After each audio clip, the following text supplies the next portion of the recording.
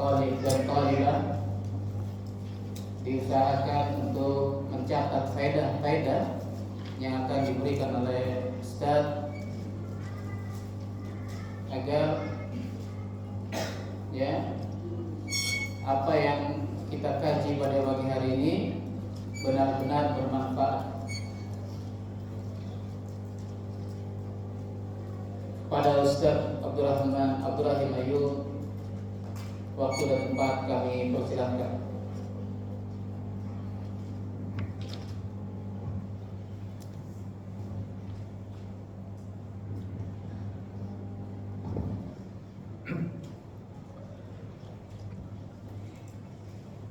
Assalamualaikum warahmatullahi wabarakatuh.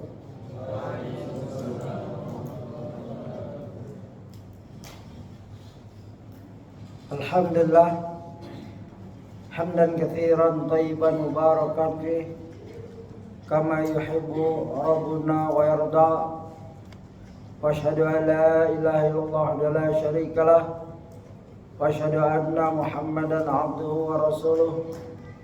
Ya ayyuhalladzina amanu taqullaha haqqa tuqatih wa la tamutunna illa wa antum muslimun. Amma ba'd. Para asatidzah yang saya hormati, yang saya muliakan, orang tua, wali murid, wali santri, yang semoga selalu Allah beri inayah, pertolongan dalam mengurus anak, dan para santri, santriwati juga ada ya santriwati sini. Ya. Semoga selalu diberi kemudahan dalam menuntut ilmu dan juga semangat yang tidak pernah luntur, yang tidak pernah melemah, dan juga kesiapan menghadapi kehidupan nanti di luar pondok, yaitu kehidupan yang penuh tantangan. Ya, tidak mudah kita hidup di luar pondok. Kalau pondok tuh homogen, kan homogen, sejenis. Ya, mereka nuntut ilmu sama-sama. Kalau di luar, di lapangan pekerjaan nanti kita akan bertemu, berjumpa di lapangan dakwah. Kita akan berjumpa dengan berbagai manusia, berbagai macam bentuk manusia. Kalau secara fisik sama, kepalanya satu, ya kan, kaki, tangan. Tapi secara mental, ilmu, dan emosi berbeda-beda. Oleh sebab itu, orang-orang yang mendapat pendidikan dinullah, syariah, akan menyelesaikan masalah-masalah mereka di luar itu dengan ilmu yang dia dapatkan di pondok-pondok seperti ini. Semakin jauh kita melangkah, semakin berbagai warna-warni kehidupan yang kita akan dapati, hadapi. Kadang-kadang seorang terjatuh dalam satu cobaan, dia bangkit lagi. Ya, dia berjalan lagi. Sebagaimana anak kecil, ya, yang umurnya baru merangkak dan mencoba jalan. Ya, adik-adik kita semua pernah mengalami itu, tapi kita lupa, memori kita tidak menyimpan. Ya, bagaimana kita dari merangkak terus berjalan. Itu tidak menyimpan. Yang menyimpan video. Kalau orang tua kita menyimpan digital, ya. Waktu kita merangkak jalan, pasti kita tertawa, tersenyum, malu, ya. Jadi adik-adik yang gagah nih, ya, adik-adik putri, ya, yang sehat itu memulainya dari kelemahan. Ya, ibu-ibu menjaga kamu, ibu-ibu kamu menjaga kamu, ayah juga. Jadi punya proses. Nah, proses ini sampailah seorang anak mulai berpikir masa depannya. Ya. Seorang ibu, seorang ayah juga, ini anak mau jadi apa ya? anakku mau jadi apa ya. Dan kita mungkin ya sekarang nih punya cita-cita. Ya, adik-adikku, anak-anakku sekalian punya cita-cita nggak? Coba siapa yang berani tunjuk tangan. Angkat tangan, saya punya cita-cita Ustaz ini gitu. Ada nggak? Atau punya sejak kapan paham ada cita-cita? Sekarang punya cita-cita kan? Setiap kita ada nggak? Atau nggak ada? Ya, cita-cita kadang-kadang terpendam. Melihat ekonomi, aku ingin jadi dokter, tapi ayahku ya makan saja pas-pasan setiap hari berjuang. Aku pendam itu cita-cita. Aku ingin jadi pilot, jadi pilot, jadi insinyur, tapi ngeliat ibuku ayahku nyari makan hari-hari aja susah. Aku pendam saja. Biarkan dia ada di batinku, ada di ya benakku. Tidak pernah aku ungkapkan dan aku malu mengungkapkannya. Kalau di depan orang-orang, siapa yang menjadi cita, siapa yang punya cita-cita, dan menunjuk tangan. Ya nak, apa kamu jadi dokter? Oh, ekonominya bagus, bapaknya bagus ekonominya, ibunya juga kaya. Ya.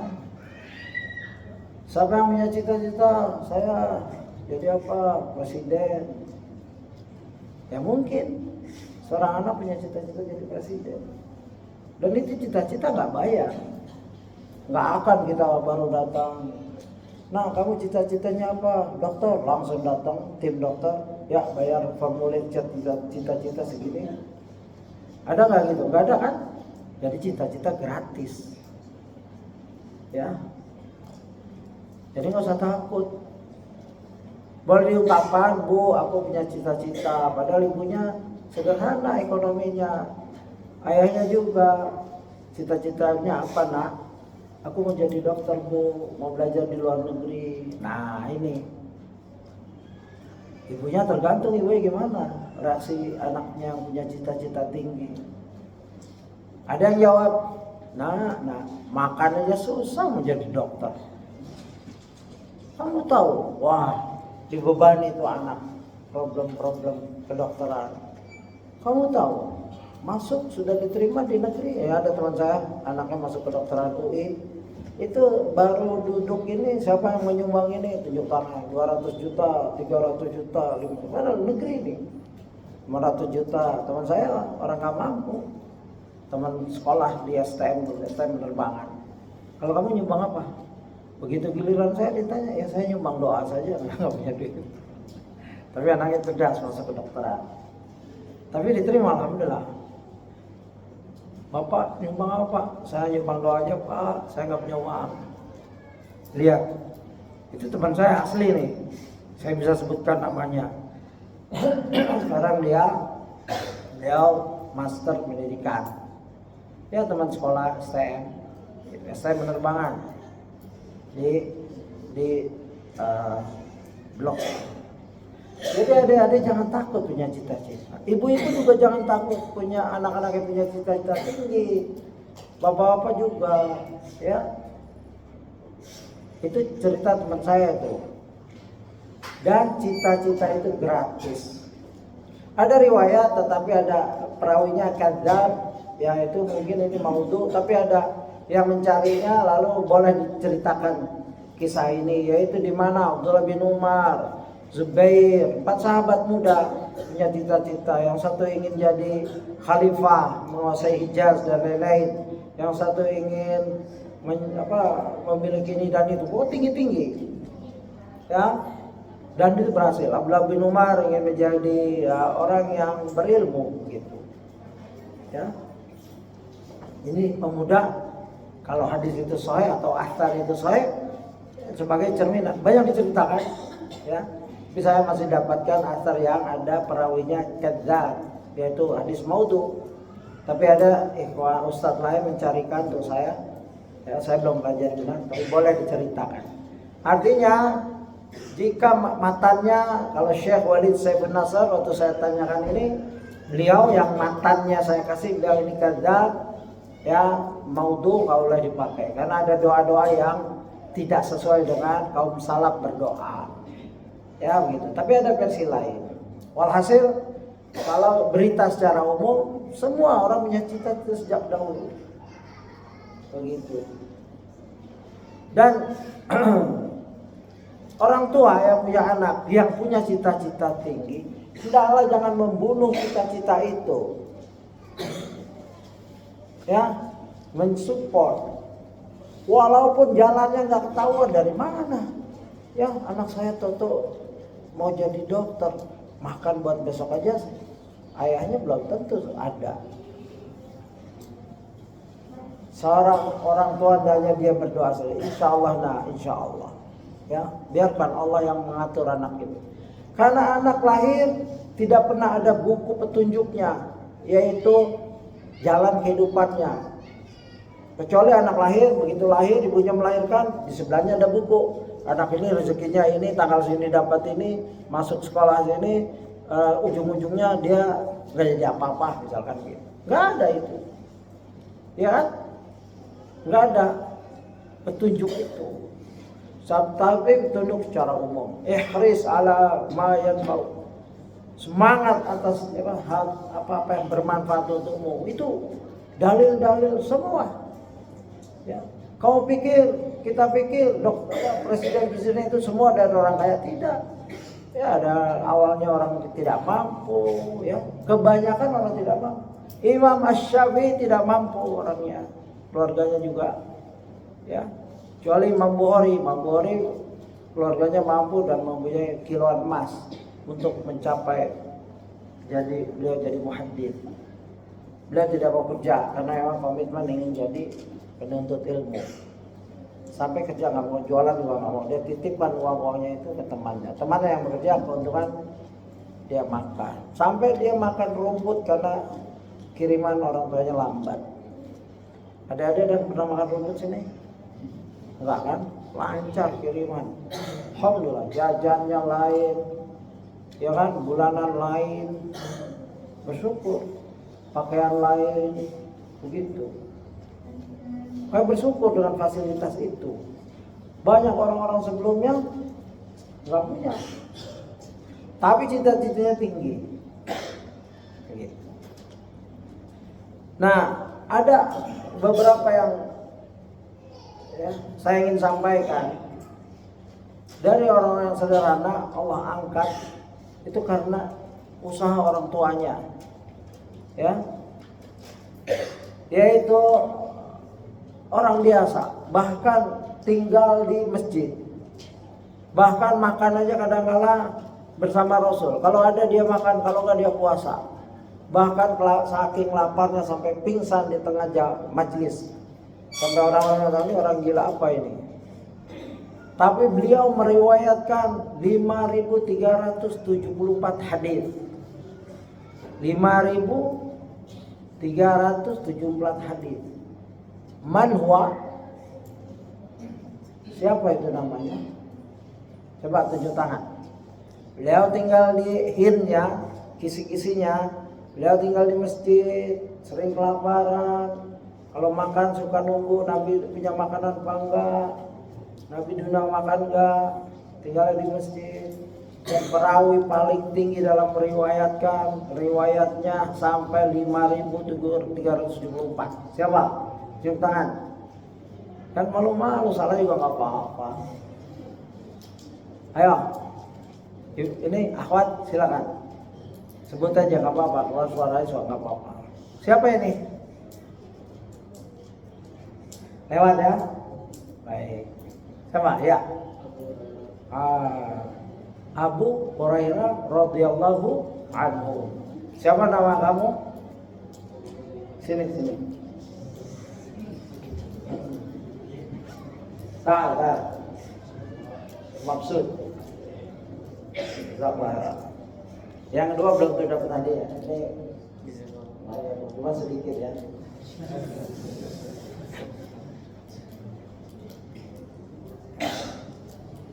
Abu Hurairah bukan orang kaya, tapi beliau mengumpulkan hadis 5.374. Itu bukan yang mudah dan dihafal dalam hati dan diamalkan. Justru banyak orang kaya sekitar Nabi. Ada Utsman radhiyallahu, ada Abdurrahman bin Auf, ya, ada Abu Bakar orang kaya, tapi tidak, dalam hal hadis mereka tidak seperti itu. Yang kedua, ada seorang muda, anak muda, ya, dia berhasil mengumpulkan hadis 2630. Bapaknya pembesar, ya, dia di kalangan orang mampu, ya, begitu. Dan di medan perang juga bukan orang pengecut, bahkan dia sampai ikut dalam penaklukan Afrika, ya, begitu.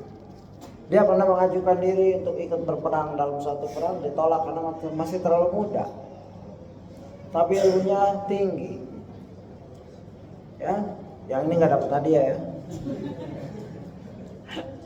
Siapa namanya ini? Kira-kira. Yang kedua, muhaddits terbesar, perawi hadis kedua. Tunjuk tangan. Contohnya sedikit doang itu. Kamu tahu? Kan salah nggak apa-apa. Salah nggak bayar kok. Misalkan salah, kamu bayar saya enggak. Ali bin Abi Thalib. Ya, kurang tepat ya. Nggak apa-apa, nggak apa-apa. Ini pemuda ini. Dia melewatkan hadis 2630. Ya. Abdullah bin Umar, Masya Allah. Siapa namanya? Sini.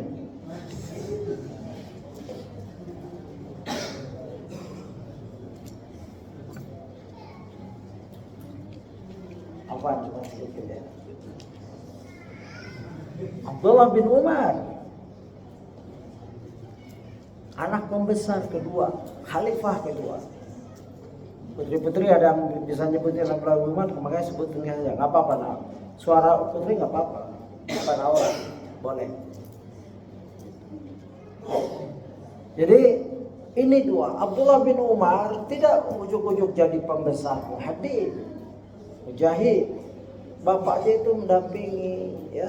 Pernah satu majelis dengan Umar bin Khattab, Rasulullah ini metode Rasulullah. Ada pohon yang mirip, ya, keadaan kaum muslimin, daunnya bermanfaat, buahnya, akarnya begitu, dicirikan pohon itu. Lalu ditanyakan oleh Rasulullah, ya, pohon apakah itu? Semua dia. Padahal itu ada pembesar berbadar, ada Umar bin Khattab, ada Abu Bakar mungkin dan lain-lain. Semua dia.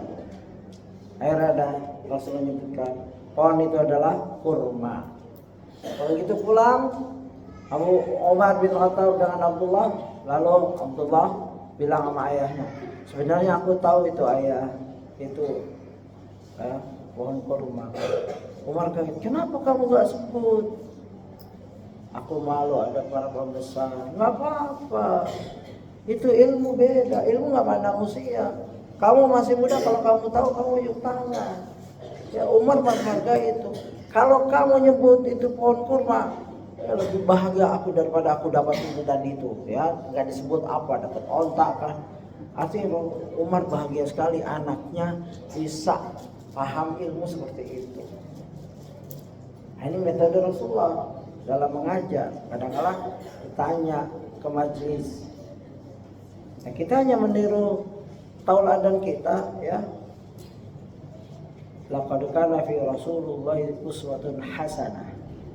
Ya sungguh pada diri Rasulullah itu ada uswatun hasanah, contoh yang baik dalam semua segi. Ya Ustaz, ada kajian rutin, ada di channelnya Ibrahim Ayub. Situ dapat izin dari Al-Ustaz Dr. Firanda Dirja LCMA, dikasih buku 6 jilid. Nah itu dibacakan, mungkin sampai kapan wallahu a'lam. Baru pertemuan ke-19 ada tuh, ya. Kalau di situ sifat-sifat Rasul pemberani, ada selayang pandang, sifat akhlak Rasulullah SAW.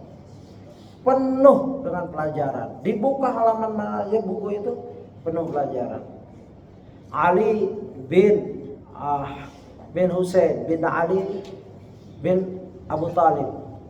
dengan terkenal namanya Zainal Abidin, ya, berkata, kami mempelajari sirah al-ghazwa, peperangan, dan saraya, peperangan yang tanpa nabi, sebagaimana kami mempelajari surat, ya, di Al-Quran. Ya, makna asalnya. Mereka mempelajari sirah, sejarah itu sebagaimana mereka mempelajari Al-Quran. Az-Zuhri, seorang muhadits, menyatakan, pelajarilah sirah Nabi karena di dalamnya ada manfaat dunia dan akhirat. Jadi ada 3, belajar Quran dengan tafsir, belajar hadis dengan syarahnya, ya, dan segalanya, dan ketiga belajar sirah Nabi. Sirah Nabi banyak yang dipalsukan dari yang lain, ya kita cari yang sahih, yang benar. Quran, hadis sahih, ya, hadis hasan. Sahih li zatihi, sahih li ghairi. Hasan li zatihi, hasan li ghairi. Para santri paham ini sebagian besar. Gitu. Lalu fungsi seorang ayah seperti Umar radhiyallahu senang kepada anaknya yang bisa baca, bisa paham cerita yang tidak semua orang bisa. Ada lagi satu perawi, ya, ia mengabdi kepada Rasulullah 10 tahun lamanya. Ya, beliau dari muda dan telah menghafal, meriwayatkan hadis 2286. Dari kecil mulazamah. Mulazamah tahu kan? Adik-adik menempel ke ustaz, belajar seluruh aspek dari ustaz. Ya, kalau ustaz ke masjid langsung belajar, mungkin diajak, ya, jalan, belajar, itu namanya mulazamah. Mendampingi, ya, mencatat ilmu, menyimpan, menghafal, beramal. Beramal bagaimana syekhnya, ya, syekh ahli salat bagaimana, itu namanya mulazamah. Dan ini 10 tahun lamanya. Dan perawi terbanyak hadis ketiga. Kira-kira siapa namanya? Coba Uhti dulu, yang lain dia dulu ya, Ikhwan. Uhti, silakan tunjuk tangan karena Ustaz nggak lihat, silakan. Nyebut aja namanya. Siapa kira-kira itu? Terbesit namanya? Atau malu? 1, 2, 3, 4, 5. Ya, saya kasih ke Ikhwan. Siapa namanya kira-kira? Ya, Anas bin Malik. Masya Allah. Ini santri kan? Kamu? Oh, Masya Allah. Siapa namanya? Tahu antum. Anda tahu. Gampang kan? Anas bin Malik. Ya. Anas bin Malik 10 tahun mulazamah. Mulazamah itu mendampingi. Kalau Abu Hurairah cuma 3 tahun sekian. Ya. Kalau ini Anas bin Malik. Dan ibunya adalah Ummu Sulaim. Ummu Sulaim seorang janda yang bercerai karena suaminya tidak mau ikut Islam. Ya, tidak mau masuk Islam. Begitu hukum Islam, ya. Kalau seorang akhwat, ya, suaminya murtad, naudzubillah, itu berarti cerai. Ya, nggak boleh terus berdampingan. Misalkan ada seorang suami istri mualaf, ya, nikahnya nggak usah ngulang lagi, nikah aja terus, ya. Pernikahan sebelum Islam diakui, baik zaman syirik atau Kristen atau agama lainnya. Tapi setelah yang satu murtad atau kembali ke agamanya, ya, yang perempuan nggak boleh bergabung. Bagaimana kalau orang laki, suami istri Islam, dua-duanya masuk Islam, suami istri Kristen misalkan, dua-duanya masuk Islam, lalu di tengah jalan istrinya kembali Kristen, ini gimana? Ya, kalau agamanya Kristen, seorang suami boleh tetap menjaga, ya. Ar-rijalu qawwamuna 'alan nisa. Syaratnya suaminya bisa mengendalikan, ya, anak-anaknya dan lain-lain dikontrol oleh suaminya. Tapi ulama sekarang fatwa hendaknya ceraikan begitu. Karena banyak di Australia, ya Ustaz pernah hidup di sana 17 tahun, itu banyak mualaf atau balik lagi ke agamanya atau enggak beragama sama sekali, ya karena kita suruh pisahkan, karena nanti anaknya bingung, berantakan. Banyak orang muslimah yang lain, ya kenapa harus cari agama lain? Satu agama, satu akidah, satu manhajnya susah untuk berjalan bersama, untuk membina cita-cita anaknya. Apalagi beda, ya. Nah, jadi ibu-ibu hati-hati, bapak-bapak juga. Kalau anak punya cita-cita, dengerin, terus diskusi di belakang. Oh, anak kita punya cita mau jadi ulama ya, itu mau makan apa begitu? Ada tuh, ya makan nasi lah kata bapaknya. Alhamdulillah nih bapaknya udah kuat nih. Emang yang mau jadi ulama begitu, jadi ulama makan batu, makan nasi, tetap makan nasi, ya, begitu maksud. Nah ibu bapak harus sepakat dulu, ya. Udah nggak apa-apa dia mau jadi ulama, insya Allah rezeki berikut, biarkan begitu. Mungkin ibunya yang baik ya, akidah dan manhajnya, biarin pak, nggak usah kita pikirin, rezeki dari Allah. Jangan khawatir dia mau menghafal Quran, dia mau menghafal hadis, ya. Jangan ibu bapak beda. Bapak mau jadi insinyur, anaknya mau jadi apa? Bapak jadi pengennya anak menjadi insinyur karena dia insinyur. Ibu pengennya anaknya jadi dokter karena dia sering sakit. Pengen punya anak dokter jadi sakit ke rumah sakit. Simpel aja ibu nih. Anaknya bingung. Anak begitu ditanya jadi cita-cita apa? Mau jadi hafiz, menghafal Quran 30 juz. Kan nggak nyambung itu, tiga-tiganya malah nggak nyambung. Akhirnya harus duduk bersama. Ya, harus ada yang ngalah. Dan paling penting juga seorang ibu, seorang bapak tidak boleh membebani anak dengan cita-citanya mereka-mereka ini yang nggak tersampaikan. Pernah seorang bapak cita-cita jadi jenderal, ujung-ujung jadi security, ya nggak apa-apa. Jangan dipaksakan anaknya jadi jenderal juga. Nah, jadi jenderal ya, bintang 3 kan orang, pokoknya jenderal lah. Jangan kayak bapak nih security. Ini nggak boleh. Ya, kasihan anaknya terbebani. Dia ingin jadi guru agama, dia ingin menghafal hadis, menghafal Quran, dia ingin mungkin jadi dokter. Nah ini harus ada toleransi. Cita-cita kita adalah cita-cita kita. Ya ayah ibu sudah lewat waktu kita ini. Biarkan anak-anak punya cita-cita sendiri. Yang penting jangan yang maksiat. Sekarang ini cita-cita tuh makin aneh-aneh. Ya kita di pondok Numat sempat saya kali kajian ini ada pertanyaan, Ustaz bagaimana nih menangani anak-anak yang cita-citanya jadi YouTuber, konten kreator. Ini makhluk apa ini, cita-cita apa? Saya belum pernah dengar dulu. Dan sekarang saya tahu itu YouTuber macam-macam.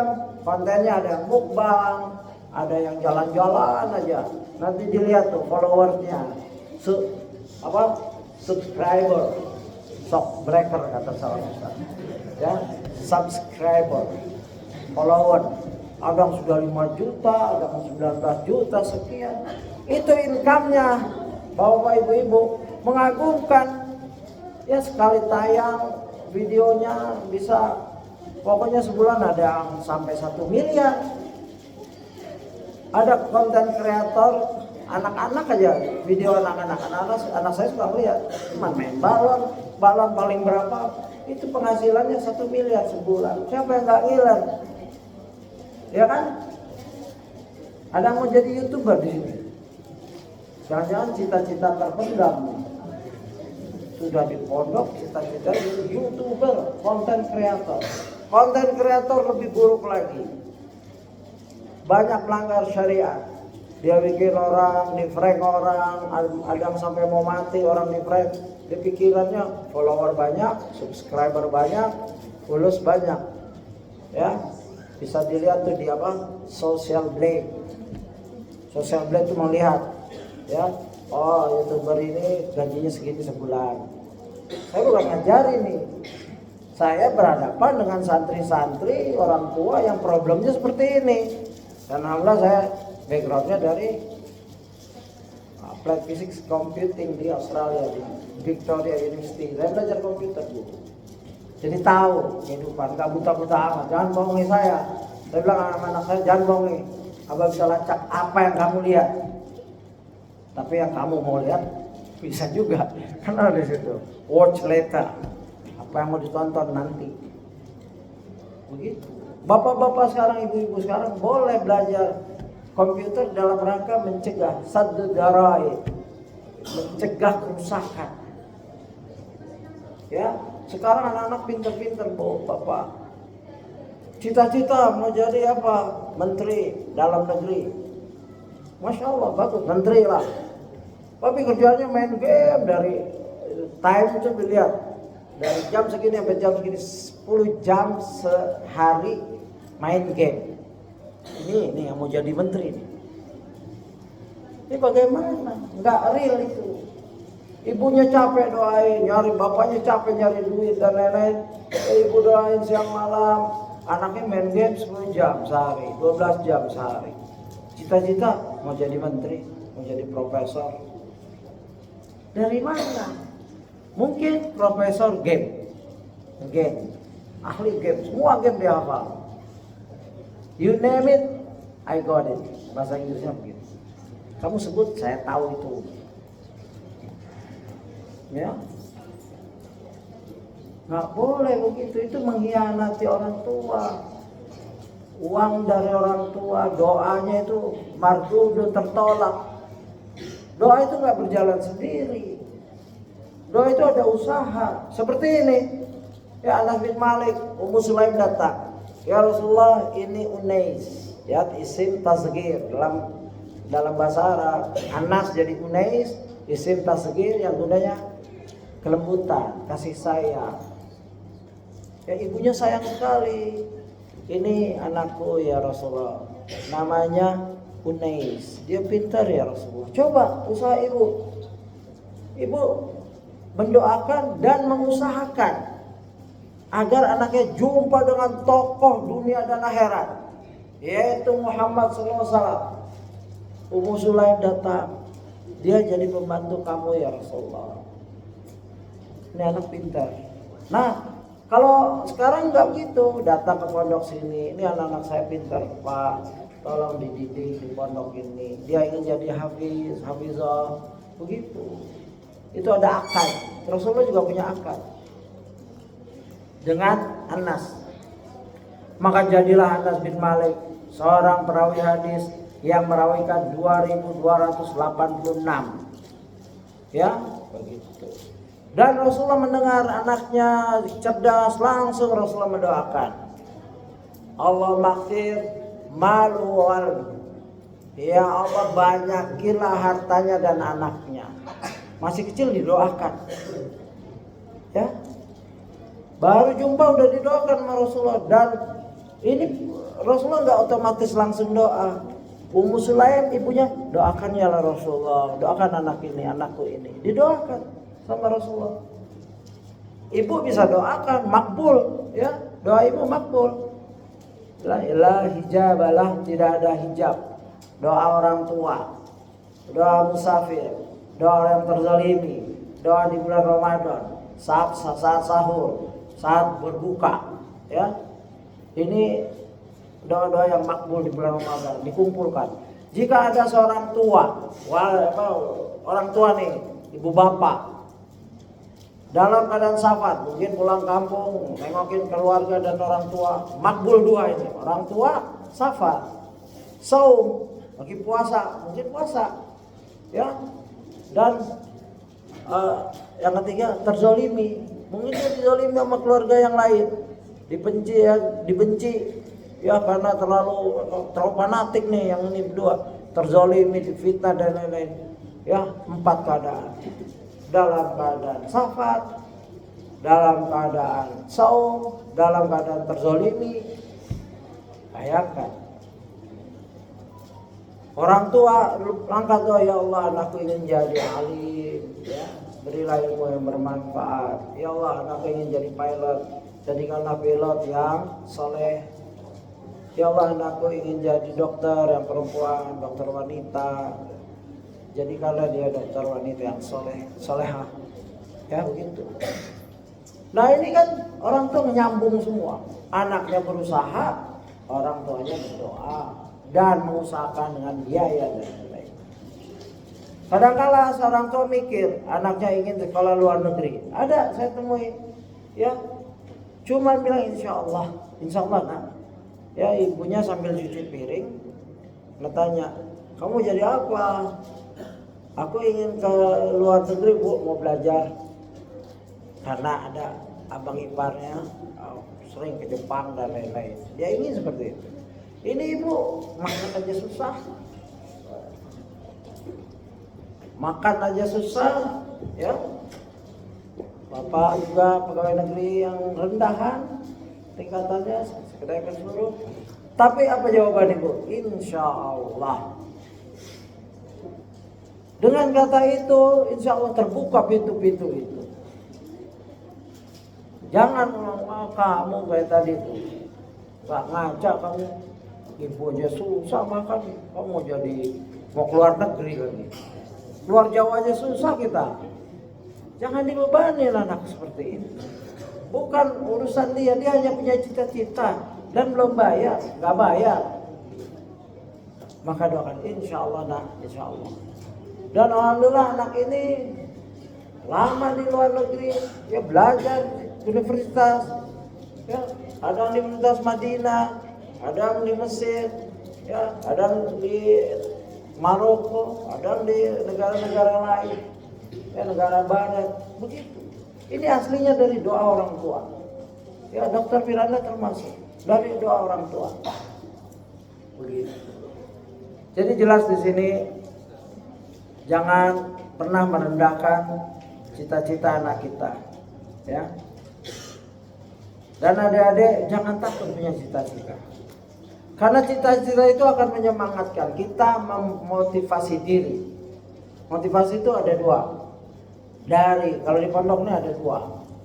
Dari guru, ya, dari orang tua yang untuk ngirim kita ke sini, ya, dari diri kita.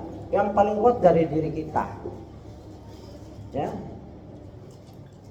dari diri kita yang paling kuat. Itu yang mau maju. Dan beda.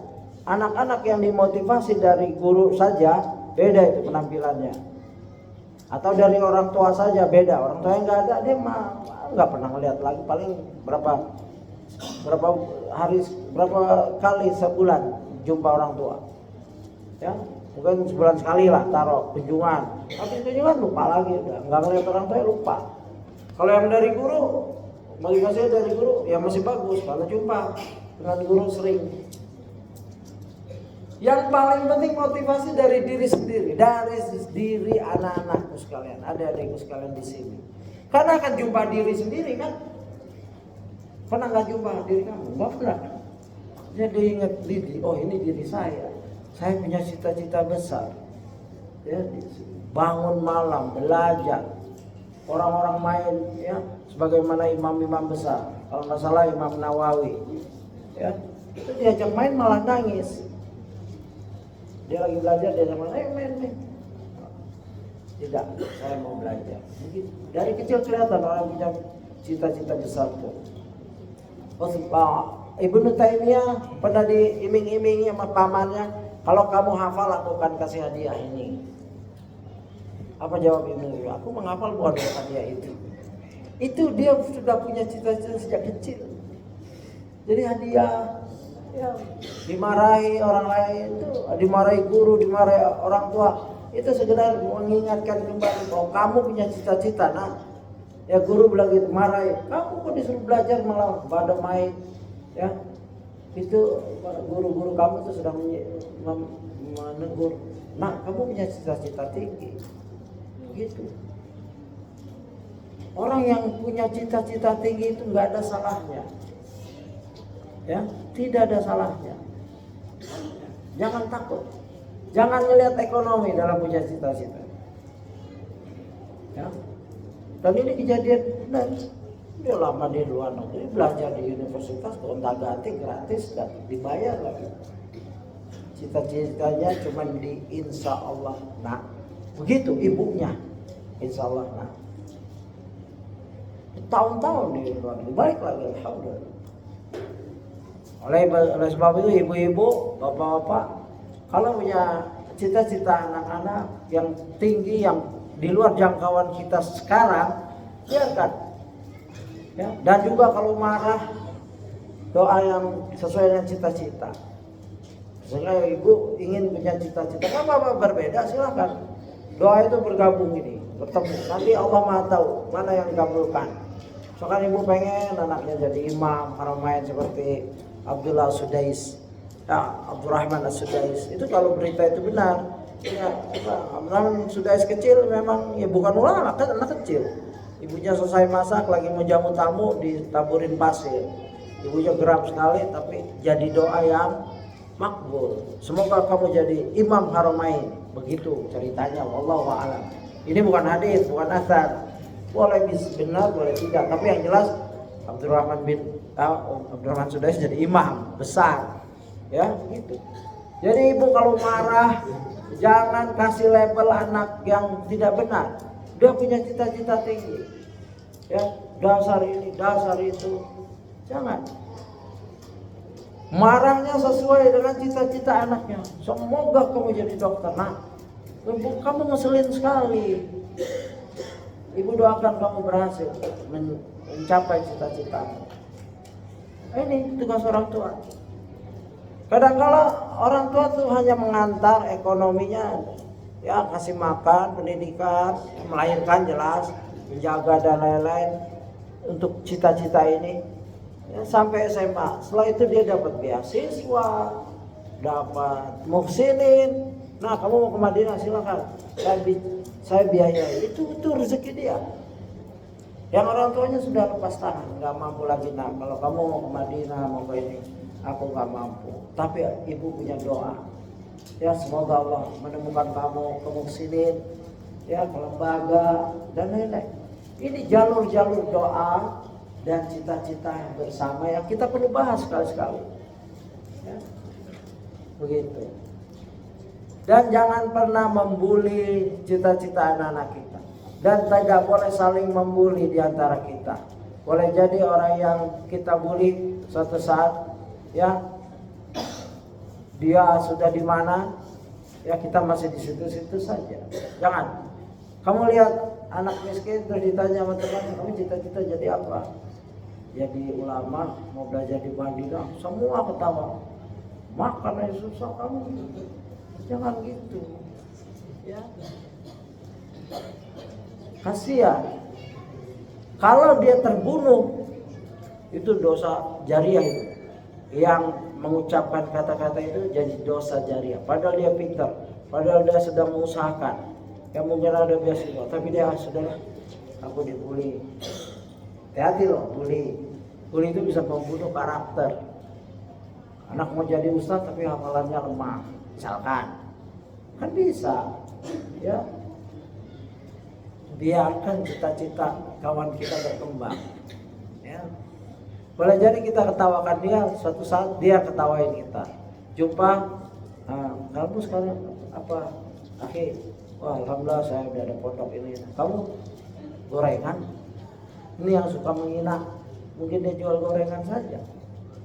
Karena dia nggak. Saya pernah punya teman bermain, juara satu terus. Ibu bapaknya sarjana, ibunya orang pendidikan, tapi salah pergaulan.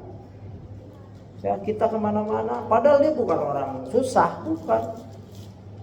Tapi pergaulannya salah, cita-citanya kandas. Padahal juara satu terus, dia dapat SMP yang bagus, saya di bawah sedikit. Juara terus, saya tahu. Cerdas sekali, teman ngaji, teman sekolah, SD. Gitu masuk SMP kita pisah, saya tahu dia SMP bagus. Jumpa lagi, saya di luar negeri lama, 17 tahun dan lain-lain, balik. Masih jadi tukang bakso saja. Dan gak stabil jualannya, kadang-kadang berhenti, kadang-kadang enggak. Bukannya hina jadi tukang bakso, bukan, itu halal kalau yang halal. Tapi dia kehidupannya juga sholat juga enggak, kena rokok, kena obat. Padahal anak cerdas, sapu kecerdasannya. Ya begitu. Ada yang kandas, kecerdasan nggak menjamin. Ada anak-anak biasa saja atau masuk Madinah. Ada anak biasa saja kecerdasan hafalannya dari masuk Libya, sekarang jadi ustaz, kenal, alhamdulillah, ya. Jadi adik-adik dengan kondisi ya, sekarang tetap punya cita-cita yang tinggi, ya. Dan motivasi diri itu penting. Dan minta sama orang tua untuk mendoakan, ya, ibu, ayah, aku punya cita-cita gini, ibu jangan ketawa ibu, wow, ya. Ibu doakan aja, nanti Allah yang ngatur. Jangan dipikirin langsung itu biaya itu, akhirnya stres sendiri, ya. Gitu. Dan fungsi doa dalam Islam, ya, doa wal ibadah, dan kita masuk kepada hari-hari di mana bulan-bulan nanti Ramadan, ya, perbanyak doa-doa yang baik, ya. Adapun cita-cita yang tinggi, kalau menurut versi hadis, ada seorang sahabat ditanya, namanya Rabi'ah, ya, Rabi'ah bin Ka'ab al-Aslami radhiyallahu anhu. Dan Rasulullah bertanya, wahai Rabi'ah, memintalah kepadaku. Rabi'ah berkata, aku meminta kepadamu agar aku bisa menemani di surga, menemanimu di surga. Ya, ini sifat sahabat. Dia nggak langsung tuh ke material, uang, rumah, tanah, ya, onta misalkan. Ya, aku ingin memintamu agar menjadi temanmu di surga. Maka Rasulullah SAW berkata, mungkin mengoreksi, mungkin ada yang keinginan yang dia pendam, ya. Atau selain itu, selain hal itu, kata Rasulullah. Rabi'ah berkata, ya itu saja, simpel ya, ingin menemani Rasulullah di surga.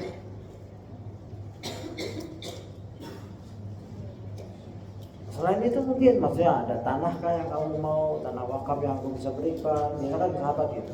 Rasulullah ini dalam sirah nanti kalau memang lihat itu videonya, ya Ustaz Firanda juga, Rasul yang dermawan. Beberapa kali kedermawannya itu teruji. Pernah Rasulullah lagi jalan, ya, bajunya lusuh, lalu ada seorang sahabat atau sahabiah perempuan, ya Rasulullah, bolehkah aku membuatkan baju agar engkau kelihatan, ya? Ya silakan. Akhirnya dibuat pakai Rasulullah. Kata ada sahabat, ya Rasulullah, aku ingin sekali baju yang kau kenakan. Sahabat lain bilang, gimana sih kamu, Rasulullah baru dikasih. Ya Rasulullah bajunya jelek, dikasih. Itu kamu minta. Sahabat bergerak. Tapi Rasulullah, oh ya, kasih, lepas. Sahabat menjawab dulu, aku minta bukan untuk aku kenakan, bukan untuk pakai, agar aku jadikan kafan di hari akhirku. Dan perawinya menjelaskan, benar saja, orang yang meminta baju itu disaksikan oleh perawi memakaikan kafan sebagai bajunya, baju Rasul sebagai kafan. Ini tabaruk, mencari berkah dari barang-barang yang berasal dari Rasul. Itu boleh zaman Nabi. Zatnya, rambut, air wudhu boleh. Tapi kalau sekarang bukan zamannya lagi begitu. Banyak, ya, apa itu, serbannya Nabi, katanya dari Tenabang 1003 misalkan, dulu ada istilah 1003. 10.003 dibilang dari Nabi, dijual 100.000, sejuta, nggak boleh sekarang. Kalau itu ada saksi perawi dan diberikan langsung, boleh itu, ya. Semoga meringankan kalau mau disiksa. Bahkan Nabi pernah melepaskan jubahnya waktu Abdullah bin Salul, tokoh munafik, meninggal, ya, doa Umar, Rasul menyolatkan, Umar marah, ya Rasul, dia orang munafik. Akhirnya ayat turun, Ya, nanti itu silakan tugas para ahli tafsir untuk mendalaminya. Ya, begitu. Rasulullah itu baik, dermawan. Benar Rasulullah lagi jalan, ada orang pada, wahai Muhammad, berikan harta yang Allah kasih padamu kepadaku. Sambil narik ridho itu kayak pakaiannya, kayak gini, sampai merah lehernya. Dan manggilnya apa? Muhammad. Ya Muhammad. Ya, begitu. Padahal Allah memanggil ya ayuhan nabi, ya ayuhan rasul. Hanya beberapa ayat ya dalam satu Muhammadur Rasulullah walladzina ma'ahu asyiddaw 'alal kuffar dan lain-lain. Itu dipanggil itu. Tapi sisanya ya ayuhan nabi, ya ayuhan rasul. Ini Baduy minta, udah gitu nggak sopan. Ya Muhammad, kasih. Tapi Rasulullah senyum langsung ya disuruh kasih. Baduy ini Arab ya, Arab tuh orang padang pasir, orang gurun. Ya, adatnya memang kurang, tapi jujur, artinya jujur. Sifatnya begitu. Dan Rasulullah pernah memberi 100 ekor unta dari anak Khalaf, anak tokoh kaum musyrik. Bapaknya mati dalam perang, anaknya benci banget ke Rasulullah, mau bunuh Rasulullah tapi nggak sanggup. Begitu Fathul Mekah buka, kabur dia. Fathul Mekah, ya Rasulullah datang menaklukkan. Rasulullah dengar dia balik lagi, dilindungi. Siapa yang balik lagi silakan dilindungi, nggak dibunuh. Lalu Rasulullah ingat dia suka harta. Lalu Rasulullah kasih 100 ekor unta. Dikasih lagi 200 ekor unta. Sampai dia panggil kaumnya, masuklah Islam. Ini Muhammad tuh orang yang nggak pernah takut miskin dan dermawan. Ya makna sirahnya kayak gitu. Kalau 100 ekor onta, kalau onta yang average harganya ya mungkin antara 100 juta, 50 juta, kita ambil 50 juta lah. Itu 100 ekor onta berapa? 5 miliar ya? Ya kan? Kalau 300 ekor onta 15 miliar. Itulah Rasulullah. Rasulullah bukan orang miskin. Jadi jangan salah. Rasulullah itu miskin, kalau Rasulullah miskin, Rasulullah nggak pernah bisa ngasih seperti itu. Dan itu bagian dari pampasan perang dalam perang Hunain. Hunain itu banyak banget harta pampasan perang. Ya, yas'alunaka 'anil anfal, qulil anfalu lillahi wa rasul. Mereka bertanya tentang anfal, ya, harta baik dari ghanimah atau fai. Fai harta yang ditinggalkan tanpa perang. Kalau ghanimah perang, kalah musuh kita ambil. Kalau itu kudanya diambil, kasih komandan nanti bagi-bagi, begitu. Kaya Rasulullah. Dan ini saja Anas bin Malik didoakan mempunyai anak cucu 100. Itu yang didoakan Nabi. Ya Allah banyaki harta dan anak. Harta dulu. Ya, kalau kita doa juga gitu, ya Allah banyakkan hartaku dan anakku. Kalau anak banyak nggak ada harta repot juga, akan menyusahkan muslim yang lain. Yang doa itu teratur, diajarin Rasulullah. Rasulullah mendoakan, ya Allah banyakilah harta dan anaknya. Begitu. Boleh banyak harta, banyak anak boleh. Saya bilang nggak boleh, tapi usahakan banyak harta juga. Tapi misalkan kita minta doa, ya, karena Al-Quran juga bilang kan, ya, al-malu wal banun zinatul hayatid dunya. Ya, harta dan anak itu perhiasan. Allah menyebut harta dulu. Rasulullah berdoa harta dulu. Jadi dipikir kalau kita susah, ya, satu anak aja susah, ya sudah dibatasi secara syar'i. Ya udah kita batasi karena kita belum mampu. Jadi karena satu aja susah, biayanya dan lain-lain, makan boleh secara syar'i ya. Bukan kayak orang kafir Quraisy. Ya, lahir dibunuh, perempuan dibunuh, laki-laki saja. Kita enggak. Kita tawakal Allah, punya anak sudah satu, alhamdulillah. Ya, kalau memang ekonomi susah diatur, direngkangkan, ulama sepakat membolehkan, penjarakan, bukan melarang, bukan. nanti punya anak 2 lagi. Kalau masih sanggup silakan. 3, 4 terus sesuai dengan kemampuan ekonominya. Tapi jangan bilang ya kita mau 2 aja ya. Ya, katanya hamil lagi. Istilahnya apa itu? Anak kecelakaan. Tidak ada anak kecelakaan. Itu anak kamu berdua kok anak kecelakaan. Kecuali lagi naik motor tabrakan tentu ada anak nambah. Itu anak kecelakaan. Orang kamu sama-sama suka kok sama anak. Dan treatmentnya, perlakuannya jangan berbeda. Sama ini anak kamu, doakan sama, kasih makan sama. Ini bapak-bapak, ibu-ibu perlu dirapikan istilah-istilah ini. Di masyarakat tuh ada kayak gitu. Insya Allah ada nggak ada anak kecelakaan ya kan? Masa anak kecelakaan? Di luar planning iya. Tawakal Allah, ya Allah, kami berdua sudah planning kayak gini. Toto nambah lagi ya nggak apa-apa. Ya, semoga Allah kasih rezeki yang kita tidak tahu jalan itu. Begitu sikap mental kita harus berubah dalam mengurus anak, segala yang kecil-kecil. Ya, jangan ya tanpa ilmu. Al ilmu qabla al-qaul wal amal.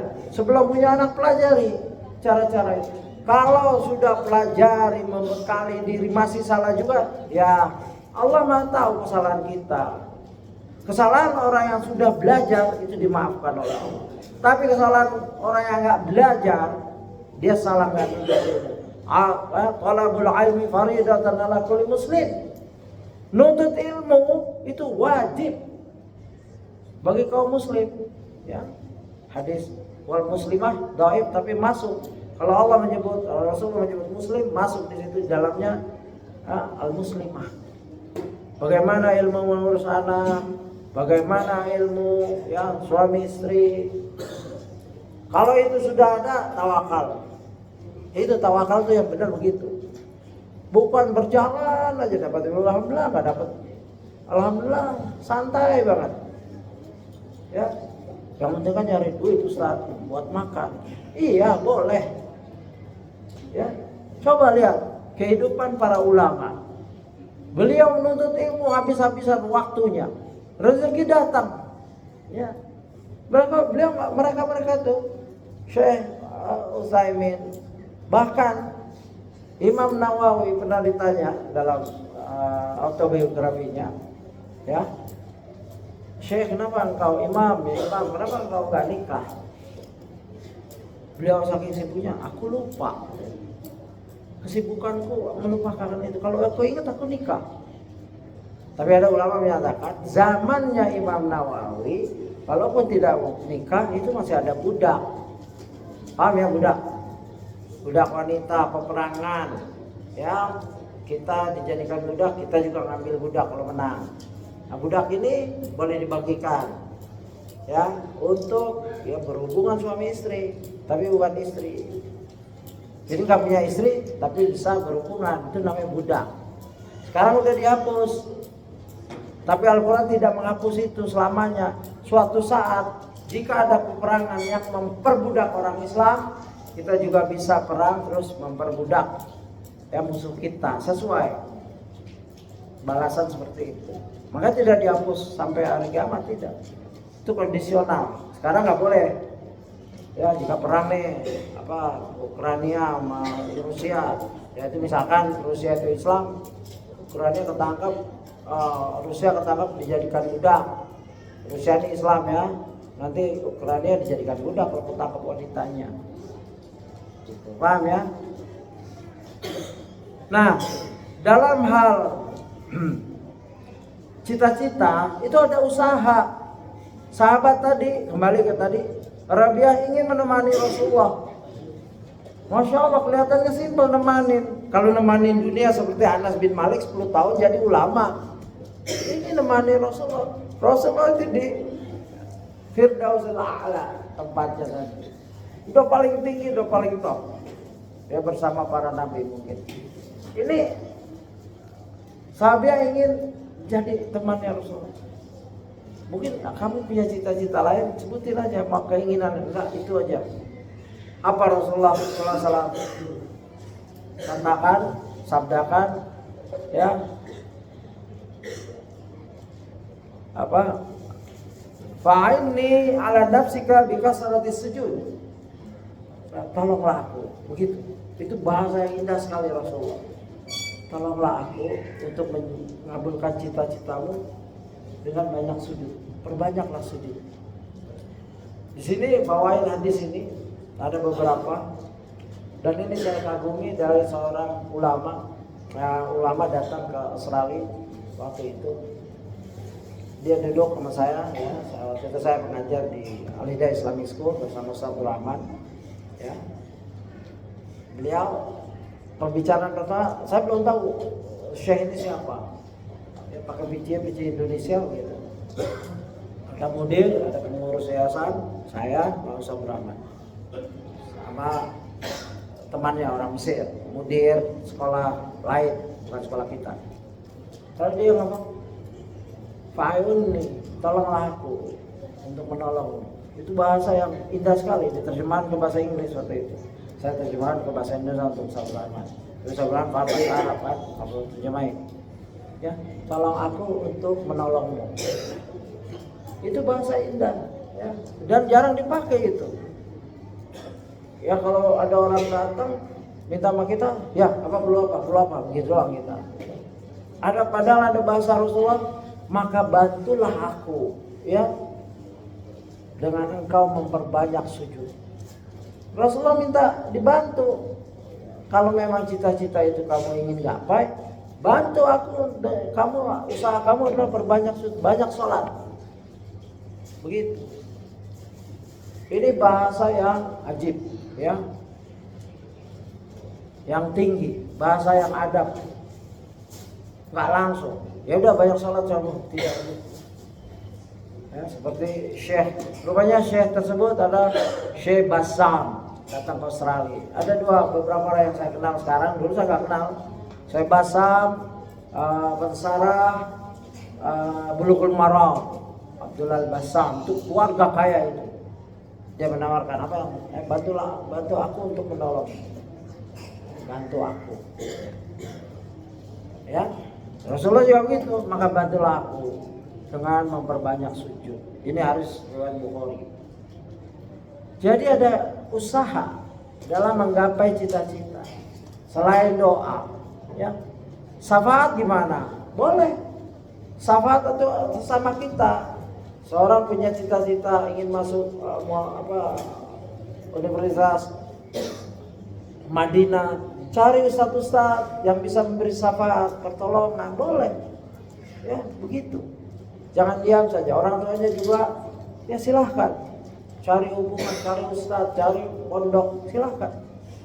Mau menghafal Quran, cari pondok yang memang fokus. Ya, semampunya. Sekarang ini yang nggak usah tinggi-tinggi. Anak-anak yang di pondok jelas lebih aman daripada anak-anak yang di luar pondok. Secara umum, mereka akan jauh dari HP, ya kan? Mereka menegakkan salat 5 waktu. Mereka, alhamdulillah, ada ibu sekalian, anak-anak sekalian, bebas daripada begal. Ya, banyak sekali manfaat di pondok seperti ini. Coba anak-anak yang lain lagi bawa sepeda, bawa motor dibegal. Kepikir nggak? Kalau dia di pondok, begal ada nggak begal masuk pondok? Ada, pernah ada di sini begal masuk. Begal juga mikir, motor juga nggak ada, jelek-jelek lagi. Ujungnya nyawa ini. Motor begal mau ngambil motor di pondok, motor operasional semua nih. Yang turun ring seher sudah berantakan dan lain begitulah kasar-kasarnya. Paling 1-2 motornya bagus yang punya ustaz gitu kan. Operasional pondok saya gitu, operasional nggak beli. Begal nggak masuk sini dan alhamdulillah dijaga oleh Allah. Nggak ada niat begal sini. Tapi kalau di jalanan dia mengharapkan adik-adik pakai ninja itu jadi cerang. Ya ninja, terus motor-motor itu. Jadi dari segi itu aman. Cita-cita adik-adik mau jadi apa silahkan. Pilot nanti, dokter yang soleh-solehan silahkan. terjaga nih dari kecil. Disiplin. Biasa di rumah makan kapan saja, masih kenyang. Coba begitu di sini. Waktunya makan, ada yang bilang, oh anak masih kenyang aja. Masih kenyang, nggak mau, anak nanti aja makan. Akhirnya nggak makan, sudah ditutup tuh kantin. Di sini nggak gitu ya. Ustaz punya pondok gitu. Kalau makan yang zuhur, setelah zuhur makan, karena nanti ada kegiatan lagi. Ya, halaqah dan lain-lain. Pada sebelum maghrib makan. Kalau nggak makan, dia ada kegiatan panjang kadang-kala. Akhirnya lapar, mah, sakit dan lain-lain. Itu disiplin. Di luar apaan aja. Kalau sudah kantin tutup atau itu nggak bisa, kecuali yang dia nyimpan. Ini adalah pelajaran menuju cita-cita. Adik-adik memang sederhana, kelihatannya sederhana. Ya, ibu mendoakan di rumah, ya, adik-adik menjalaninya dengan teratur. Dan ini usaha maksimal para pendiri pondok sunnah seperti ini. Kalau kekurangan banyak, jangan ditanya. Tapi kan nggak boleh dengan kekurangan kita berhenti berjalan mendidik masyarakat. Sekecil apapun pondok yang ke arah besar ini kita syukuri, kita bantu. Ya ibu-ibu, bapak-bapak, bantu dengan doa, dengan memperingan ya pengelola, jangan banyakin masalah, jangan. Ya, tidak mudah mendidik pendidikan ya formal di negeri yang masih lemah pemahaman ilmunya. Ya, kalau sudah berdiri dijaga bersama. Ya, begitu. Rasulullah saja seperti itu. Dan Ibnul Qayyim membahas cita-cita buat jadi petunjuk. Ya, ini terjemahan. Ibnul Qayyim Al-Jauziyah rahimahullah berkata, ketahuilah sesungguhnya cita-cita itu ada dua. Pertama, cita-cita yang kembalinya kepada makanan dan keperluan ya, syahwat saja. Kedua, cita-cita yang terkait dengan berada di arsy, yaitu ya, cita-cita yang ke arah Allah. Jadi adik-adik kalau punya cita-cita syukur. Ujungnya ini cuma ujungnya makan sama syahwat. Ya, sudahlah, dapat syukur nggak dapat. Cita-cita yang kedua adalah kalau ini saya gagal, saya masuk neraka, selesai. Naudzubillah, saya berhasil ini. Begitu, seperti tadi itu sahabat. Ya. Orang-orang yang mentalnya jernih, dia akan cari cita-cita yang tinggi, setinggi. Yang paling tinggi itu Allah. Allah alal arsy istawa. Ar-Rahman alal arsy istawa. Bohong kalau cita-cita. Gapailah cita-cita setinggi bintang. Di atas bintang ada banyak. Ya. Bintang masih kelihatan. Memang ada bintang yang saintis sekarang menyatakan ada bintang yang cahayanya ribuan tahun atau 500 tahun baru sampai ke mata kita. Cahayanya itu. Dan kecepatan saya itu 360.000 km per detik kan, sekian. Itu baru sampai ke kita 500 tahun yang lalu. Dan bintang itu sudah mati. Bintangnya sudah mati, cahayanya baru sampai ke kita. Itu kan begitu alam itu. Apapun yang kita lihat kegelapan itu sebenarnya bukan gelap. Itu di balik itu ada bintang-bintang yang cahaya nggak sampai ke kita, jadi kayak gelap. Dan di atasnya kursi Allah. Dan di atas kursi Allah ada arsy. Itulah cita-cita yang tinggi menurut Ibnul Qayyim. Cita-cita yang ke arah jannah, ridha Allah, ya bersama Nabi itu cita-cita yang sudah nggak ada ngalahin tingginya. Bukan jadi presiden. Ya bagus, boleh jadi presiden. Boleh, nggak ada yang larang jadi presiden. Ya. Tapi kita lihat satu hadis kemarin dibacakan dalam surah hadis Abu Daud yang maknanya jika posisi jika posisi itu kita inginkan ambisi, Allah akan melepas, ya Allah akan tidak menolong. Allah akan biarkan orang ini dengan posisinya, jangan cita-citanya. Ya. Tapi jika posisi itu tidak kita inginkan tapi kita dapat, maka Allah akan nolong.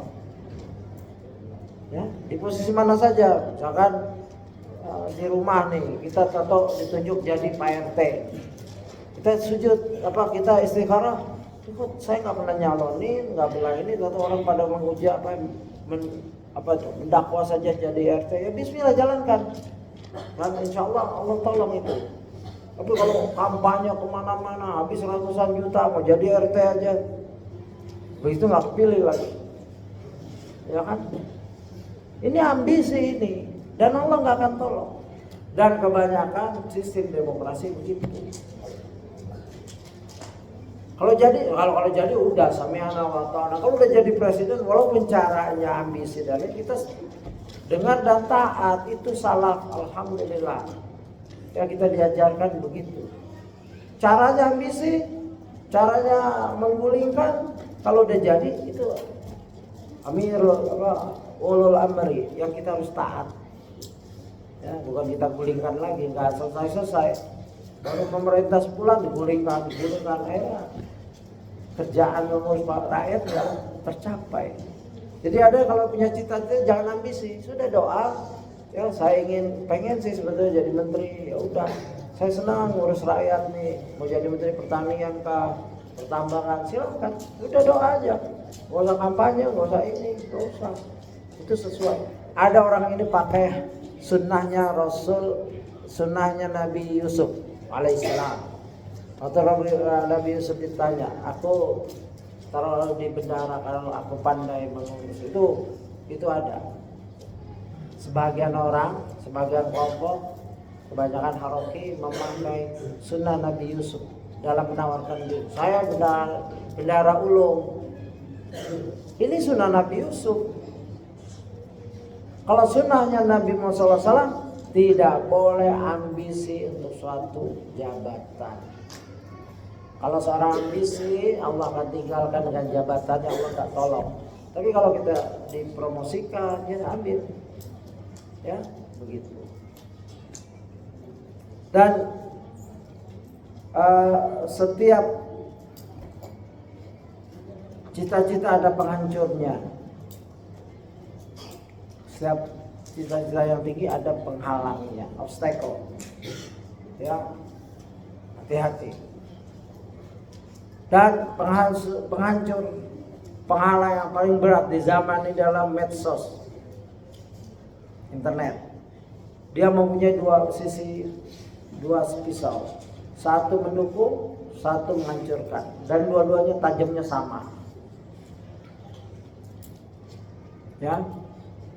Kalau mau cari ilmu dengan fasilitas internet banyak, bisa langsung dengerin ceramah Syekh live, ya. Syekh Ubailan lagi punya kajian live Sarah Sahih Muslim, ulama besar. Yang dengerin paling 5-6. Tapi kalau ada konser di mana, yang ngedengerin itu seratusan ribu, begitu. Ajib kan? Dan itu live semua itu. Antum mau yang mana? Ini sudah terpampang tuh. Mau ilmu ya ada. Kemarin Syekh Abu Ibrahim, Syekh Firas Abu Ibrahim, muridnya Syekh Walid Syekh Nasr, buka daurah sebulan di Gresik. Ya saya ikuti alhamdulillah melalui online. Seharusnya saya ada di sana. Ya. Karena Syekh Walid Syekh Nasr, murid Albani sudah jarang, udah nggak bisa kesini. Dia daurah saya Muslim selesai, alhamdulillah, mukhtasar. Enggak, yang ini penuh. Cuman banyak dilengkap hadisnya yang sama-sama. Itu yang dengerin paling 3 orang, 4 orang. Online-nya itu. Setiap saya online paling 5 orang, padahal sudah disebarkan. Ya daurah Syekh, hotel, silakan. Ya bahasa Arab banget, dimakan. Paling 6 orang, paling banyak 9 orang. Padahal dia datang dari Syria. Ya. Saya lanjut ya. Syekh ini datang dari Syria mau ngajar ilmu, ya. Tapi peminatnya sedikit, biasa. Ya. Syekh Sulaiman Ruhaili pernah datang di Australia. Saya jumpa. Dan saya itu pada saat itu saya masih Haroki, masih JI. Saya nggak temuin beliau yang nemuin saya. Saya lagi ngajar, beliau datang. Begitu, padahal ulama besar. Saya tahu, ya saya 2 kali salaman dengan beliau. Syekh, ya kita dulu di Australia. Antum pernah dosen? Oh iya, senyum dia. Tidak ada yang dengerin. Di sana orang yang mau masuk Madinah didatangi oleh syekh dari Madinah, tanya, kamu mau masuk Madinah? Kamu mau masuk Madinah? Gitu. Begitu mudahnya. Di sini kan berebut, di sana nggak ditawarin. Ya. Tapi pola pikir kemudahan itu lewat begitu saja. Karena saya pribadi ya, makanya hati-hati. Akidah akan merusak masa depan. Akidah antum nih kalau salah akan merusak masa depan antum. Walaupun kemudahan di depan mata. Akidah Khawarij yang pernah saya alami itu merusak cita-cita. Kita sudah masuk Libya, disuruh keluar, berangkat. Ustadzur Rahman itu masuk Libya 2 tahun belum selesai, suruh berangkat oleh Amir ke Afghan. Gitu. Saya udah diterima Libya, suruh berangkat ke Australia, dakwah di sana. Loh orang lagi belajar suruh dakwah. Begitu subhat-subhat itu. Ada orang yang nggak pernah bisa haji sampai sekarang, karena memang haji itu nggak perlu, yang penting jihad. Haji itu nggak perlu. Bayangkan rukun Islam yang udah jelas-jelas, jihad bukan rukun. Bisa ada, bisa enggak. Ya kan, Rasulullah pernah nggak jihad di Mekah, tapi Rasulullah haji, walaupun udah di Madinah, haji. Jihad pernah nggak ada pada zaman damai, tapi haji tetap ada. Ini subhat dari Haroki yang hulu terhadap jihad. Bukan kita ingin menghapus jihad. Jihad itu ada rukun dan syarat, rukunnya, syaratnya, ya kan?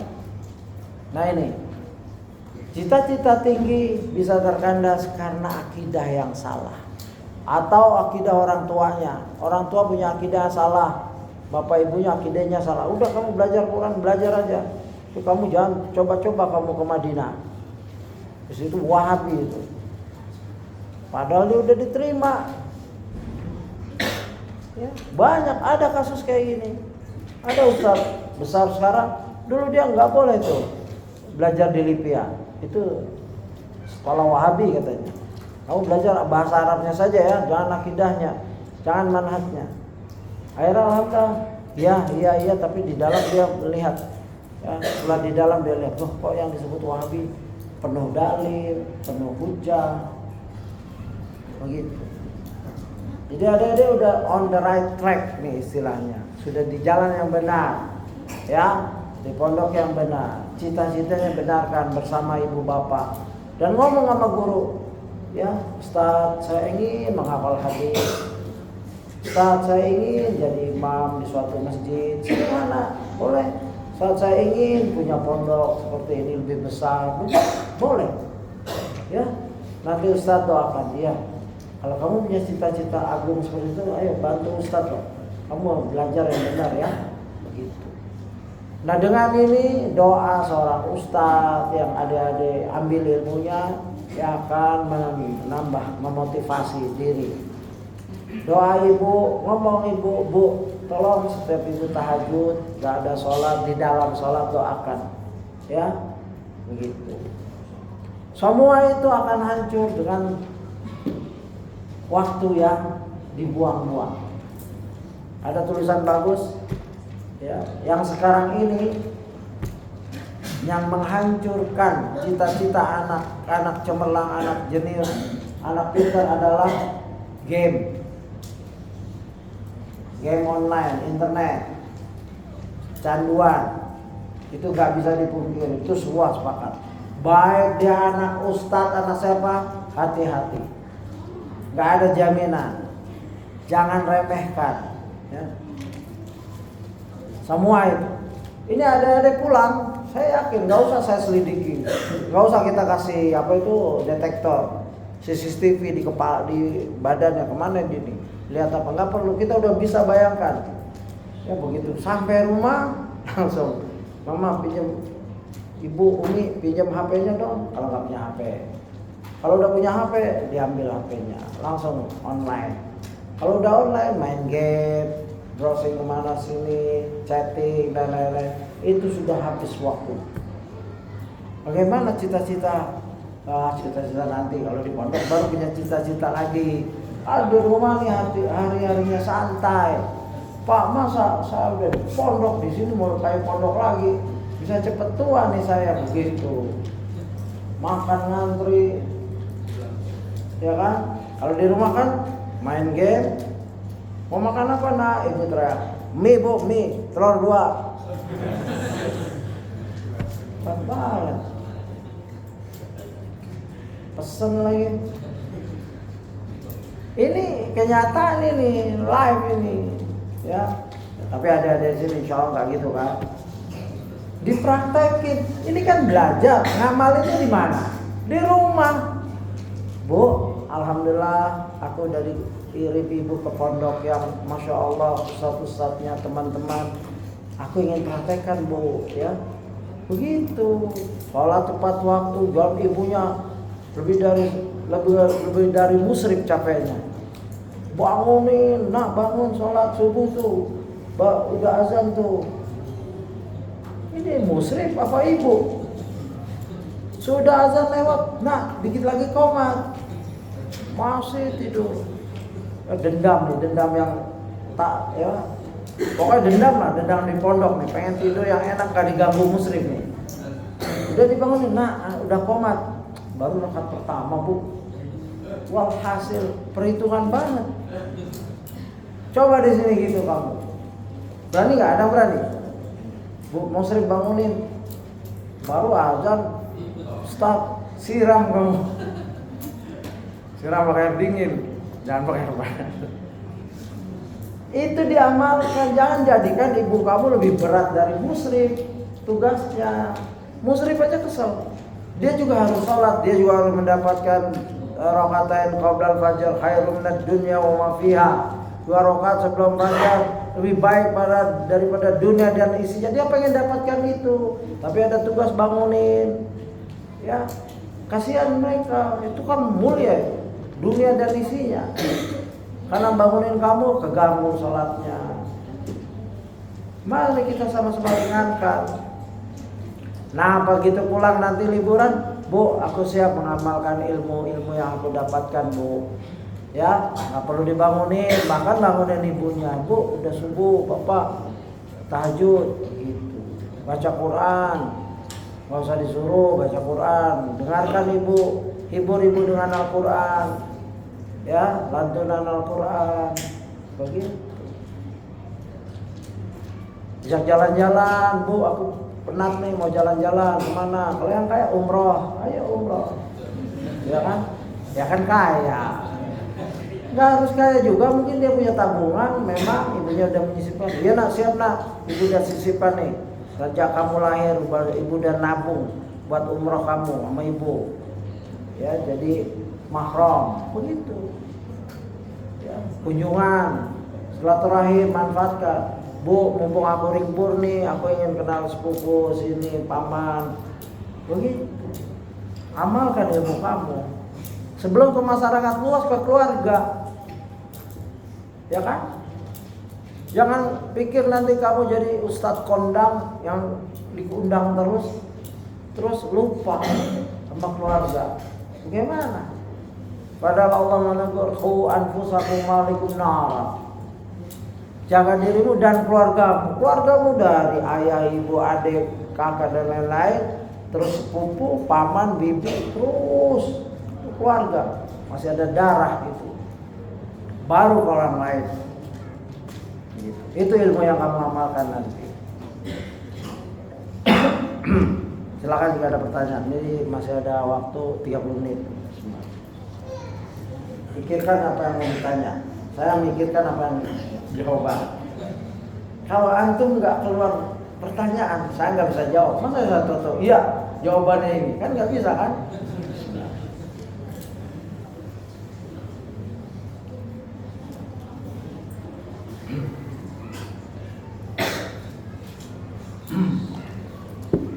Baik, kita dapat pertanyaan ini. Bismillah, izin bertanya. Seorang ayah bertanggung jawab atas anaknya.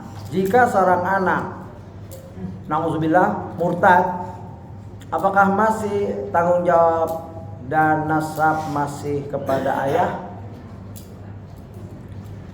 Dan bisakah dikeluarkan dari kakak?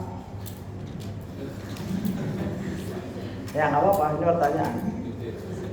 Ya, kalau secara aturan Islam, orang yang murtad itu akan beberapa ada konsekuensi. Misalkan anaknya ya, yang murtad ya kan, ini seorang ayah punya anak murtad, ya dia sebagaimana ayat Nabi Nuh dibilangkan laisa lahu ahlu, dia itu bukan keluargamu lagi setelah dia tidak mau naik kapal, artinya bukan bapaknya lagi. Dan ada hukum waris, seorang kafir tidak mewarisi anak yang muslim.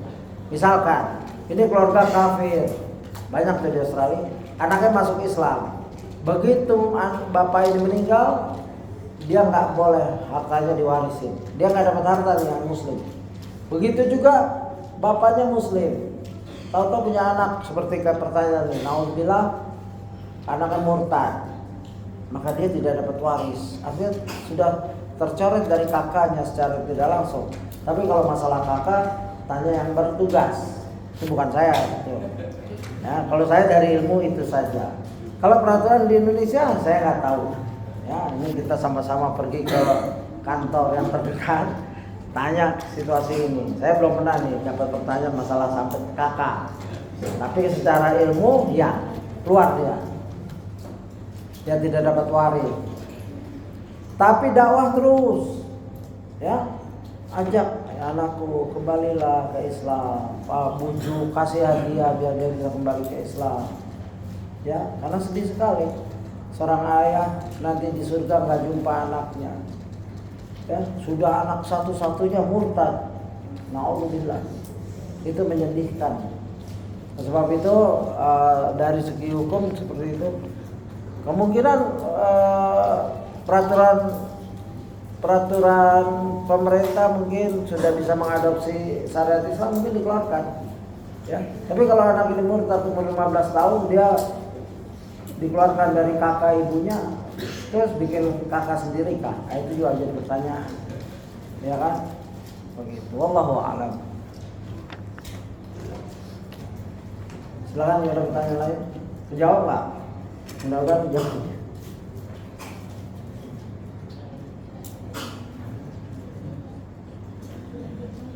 Kita kembali ke materi kita. Seseorang yang punya cita-cita yang tinggi, dia harus disibukkan dengan jalan cita-cita itu. Karena kalau dia lengah, pasti dia diisi dengan jalan yang menentang cita-citanya. Ya, karena apa? Ada di sini ucapan seorang ulama, wa nafsuka in asghalatha bil haqq wa illas taghalatka bil batil. Jika dirimu tidak disibukkan dengan yang hak, ya, kebenaran, Al-Quran, Sunnah, ya, dan lain-lain, cita-cita yang baik, ya, pasti akan disibukkan dengan hal-hal yang batil, yang merusak cita-cita itu sendiri. Kalau sudah punya cita-cita dan cita-cita ini tidak menentang syariah kita, syariah Islam, ya wahyu Allah, hadis Rasulullah, sudah, ya, istilahnya pasang kacamata kuda. Istilahnya kuda kan begini, tidak lihat kiri kanan, terus kepada cita-cita yang agung itu. Jadi guru agama, alhamdulillah. Ya, jadi kiai, jadi mubalik, silahkan. Jadi ahli tafsir, ahli hadis silahkan. Sudah pasang udah. Hal-hal yang menyimpang, ini game. Ya sekali-sekali boleh, tapi jangan menghabiskan waktu berjam-jam di situ. Itu perusak, pembunuh cita-cita antum. Ya anak-anakku sekalian. Dan kita udah hafal hadisnya. Ibu kita, bapak kita nggak hafal, tapi mereka punya cita-cita yang alhamdulillah terjaga dengan doa-doa orang tuanya. Kita hafal hadisnya. Ya. Min husnil Islam mar'i tarkuhu ma la ya'ni. Ya. Antum udah hafal ini, cuman ngamalinnya berat. Ya. Ma la ya'ni sudah, yang nggak bermanfaat sudah tinggalkan. Lihat sesuatu, baca buku, lihat ini bermanfaat nggak untuk cita-cita saya, tujuan saya mulia nih, wah untuk Allah nih, sangat nggak bermanfaat. Oke, lihatlah sedikit-sedikit, saya sudah taruh, asal tahu saja. Atau untuk ngasih teman, pengertian teman, kayak Ustadz baca hal-hal ini untuk memberi pengertian. Ya, karena Omar radhiyallahu pernah berkata, orang yang tidak tahu kebatilan, ya dia susah memperhatikan kebenaran. Ya, secara makna seperti itu asar. Makanya Umar pernah jahil, ya, begitu. Kejahilan itu dimanfaatkan, jangan sampai terjerumus lagi ke dalamnya. Rambu-rambu kejahilan, kebodohan, kesyirikan, bid'ah itu ada, jangan sampai terjerumus lagi. Kelompok-kelompok yang sesat dia tahu, ya dia antisipasi, dia nasihatkan teman terdekatnya, anaknya kalau dia punya anak, ibu bapaknya, pamannya.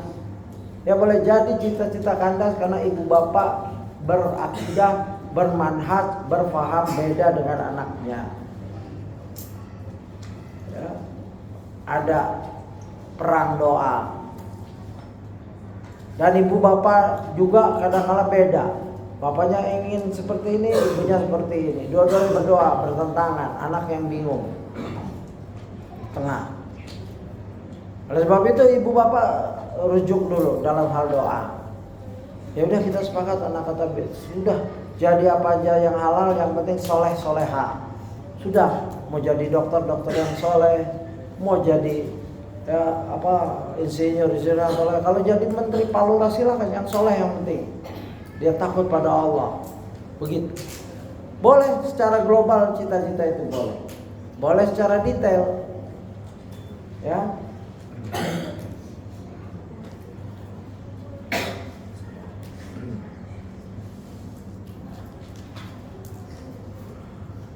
Pepatah Arab, al-waqtu ya. Anfas la ta'uddu. Waktu itu seperti nafas dan tidak bisa kembali. Waktu adalah nafas dan tidak bisa kembali. La ta'uddu, tidak bisa kembali. Nafas yang kita hembuskan tidak bisa kembali ke kita. Yang bisa kembali ya udara, oksigen dan lain-lain.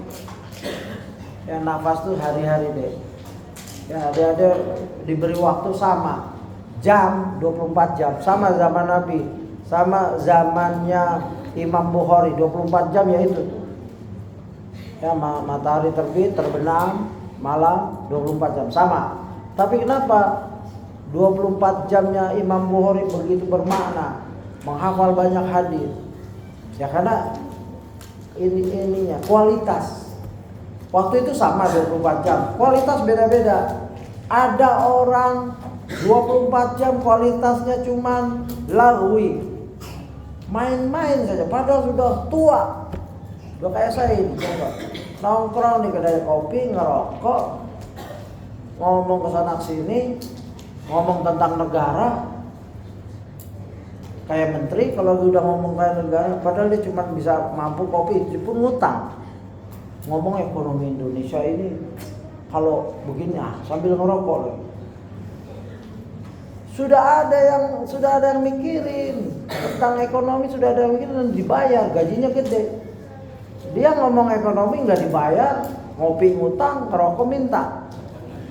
Udah paling parah ini, sudah tua lagi, nggak tahu diri. Jadi kualitas waktunya itu buruk sekali, karena dari muda dia begitu. Ya, dan ini banyak. Ada seorang ulama, guru saya, guru tafsir Ibnu Katsir dan lain-lain, hadis.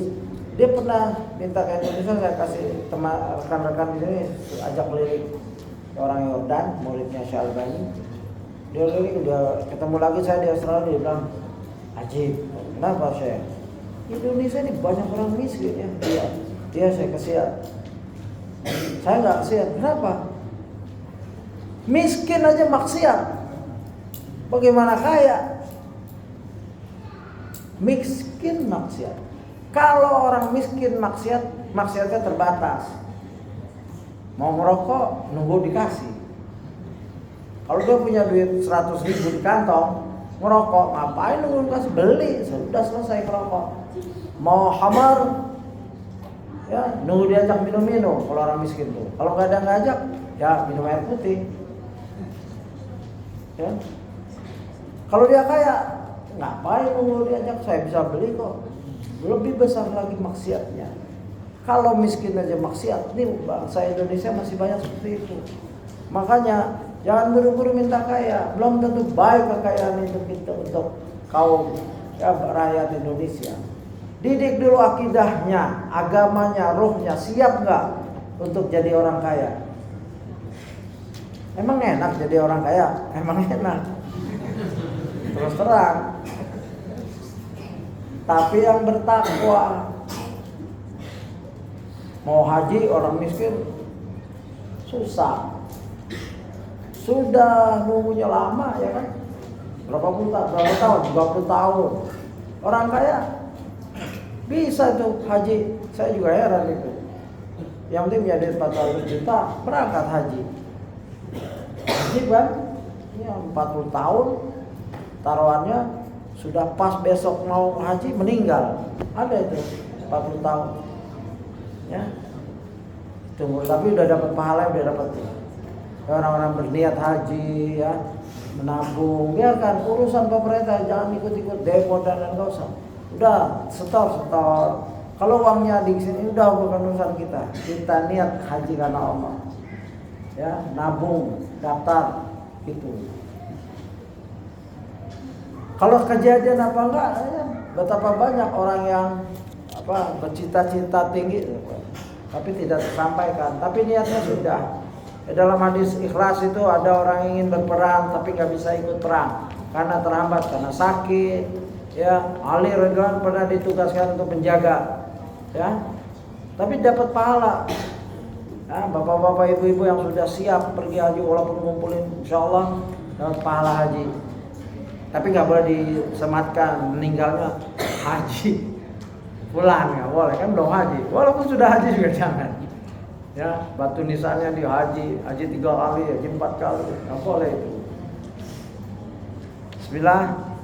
Minta nasihat untuk santri agar kuat dan semangat mendirikan salat berjamaah. Ya, terkhusus ketika di rumah. Ya. Salat berjamaah dijadikan hiburan, jangan dijadikan beban. Anda, adik-adikku sekalian, anak-anakku sekalian, kalau melihat gereja di Australia itu benar-benar seperti di film Dracula itu. Saya dulu waktu kecil suka nonton, terus terang, karena belum ada nonton di layar tancap itu. Itu film Dracula itu kan gereja hitamnya gelap, banyak kelelawar. Seperti itu beneran itu. Saya pernah lihat waktu ngantar, ya istri mau sakit, saya antar lewat malam, saya lihat kok kayak yang di film. Itu gereja asli, sudah nggak ada jamaahnya. Pasturnya juga nggak ada yang jagain. Kalau ada benar-benar film horor itu, sendirian, gelap.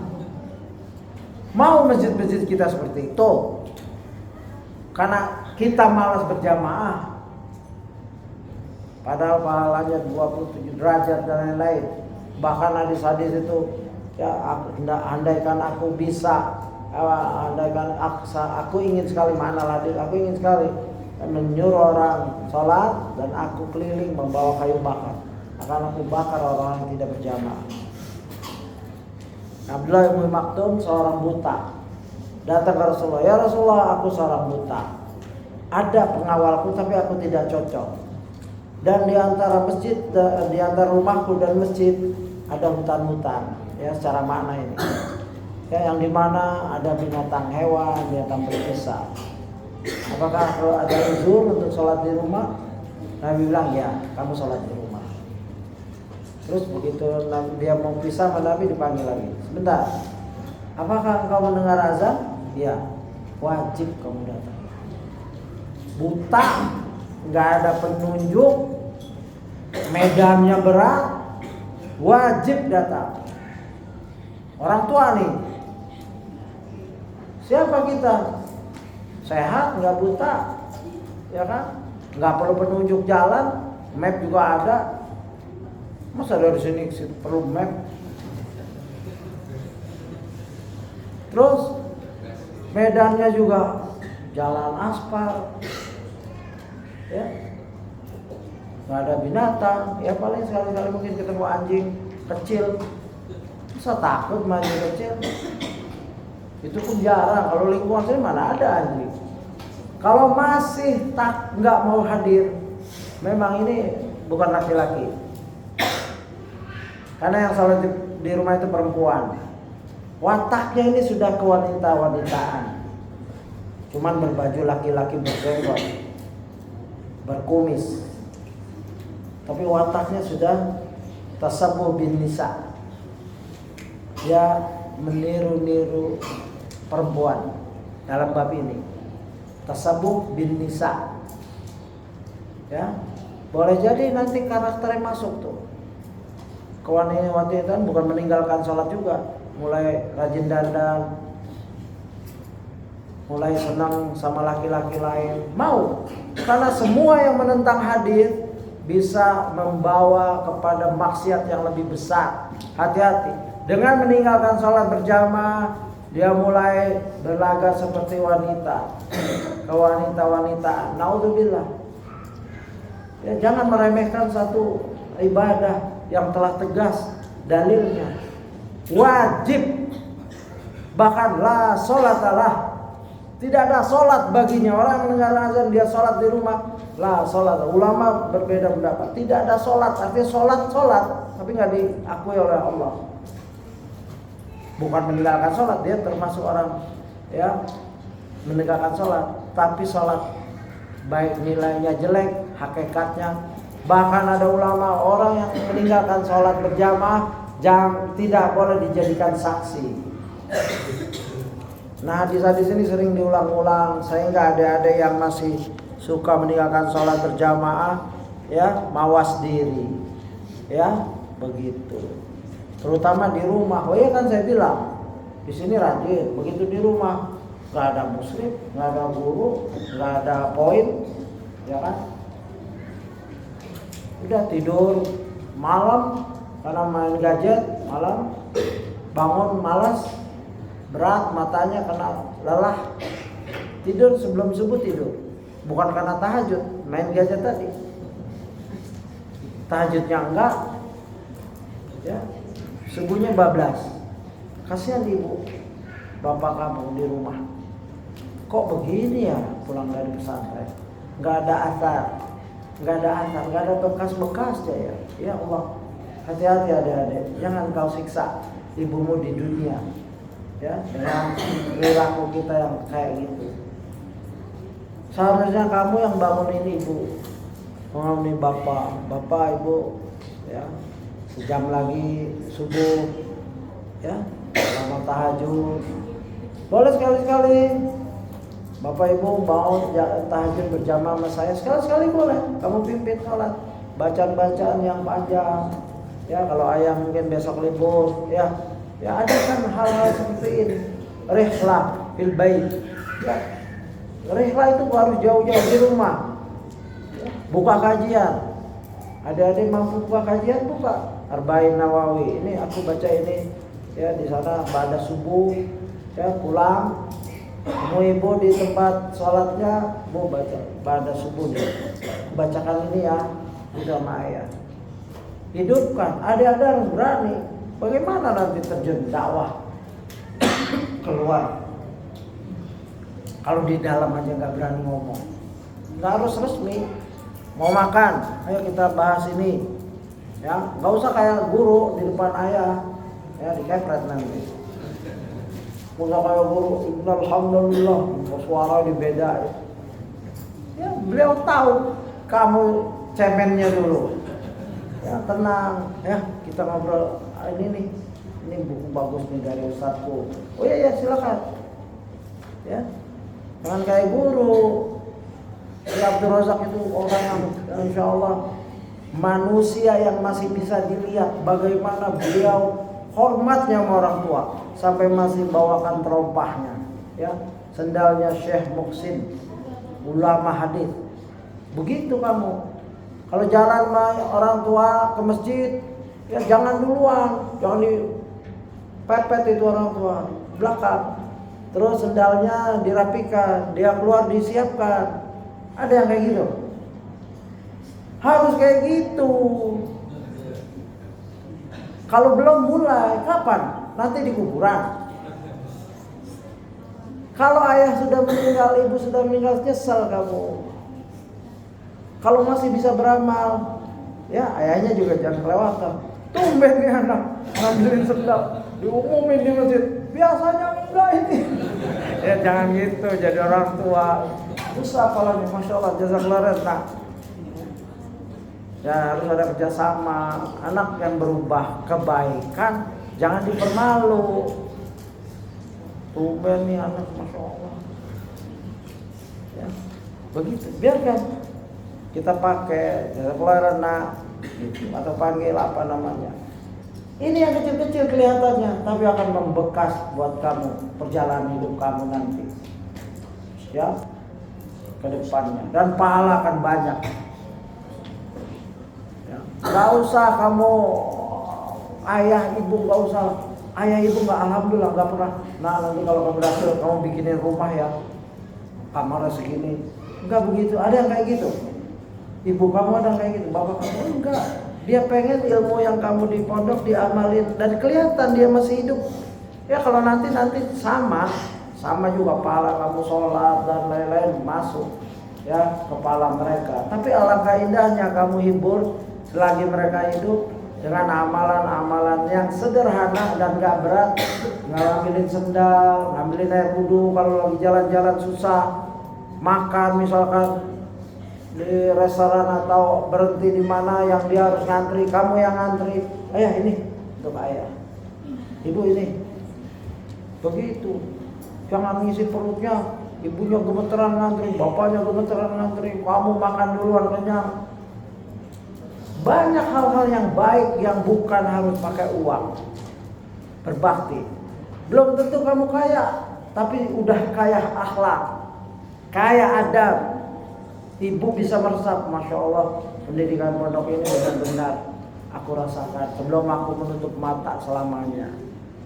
Dan ini adik-adik, camkan ya, kamu berbakti pada orang tua sekarang, tidak nunggu nanti. Ya, di pondok dengan tekun. Nanti di rumah amalkan ilmu yang telah diajarkan oleh ustaz-ustaz kita semua. Baik. Ini kita ada waktu 7 menit lagi. Ini pertanyaan terakhir ya. Kalau enggak kalau bisa dijawab saya jawab. Ustadz minta nasihatnya ya, orang khususnya santri, nasihatnya orang khususnya santri yang masih suka memakai sendal orang lain tanpa izin.